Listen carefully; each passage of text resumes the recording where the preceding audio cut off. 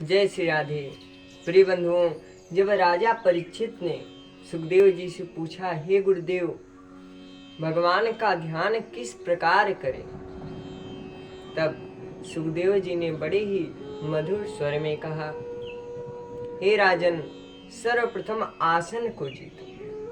आसन को जीतने के तत्पश्चात भगवान के चरणार बिंदों में अंकुश, वज्र, ध्वजा, पताका, कमल, शंख, चक्र, इन सब का ध्यान करो।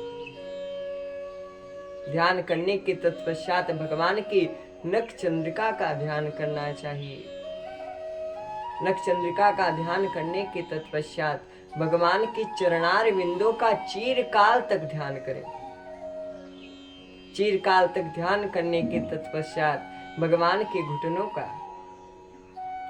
और अलसी के पुष्प के समान भगवान के जांघों का, करधनी से लिपटे हुए भगवान के कटी भाग का, उसके तत्पश्चात भगवान के नाभि सरोवर का, वक्षस्थल का, जिस पर श्रीवत्स का चिन्ह है, और फिर उसके तत्पश्चात भगवान के कंठ का ध्यान करें। भगवान का कंठ शंख के समान है।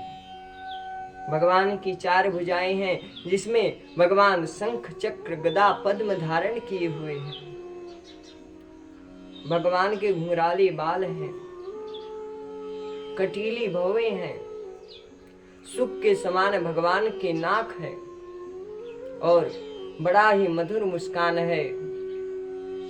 भगवान सुखदेव कहते हैं, हे राजन, जो उन भगवान के मुस्कान का ध्यान कर लेता है, उसका हासम हरे रमनता खिल लोक त्रिव्य शोषा सुसागर विशोषण मत्युदारम। उसके जीवन का शोक का सागर ही नष्ट हो जाता है। जय श्री राधे।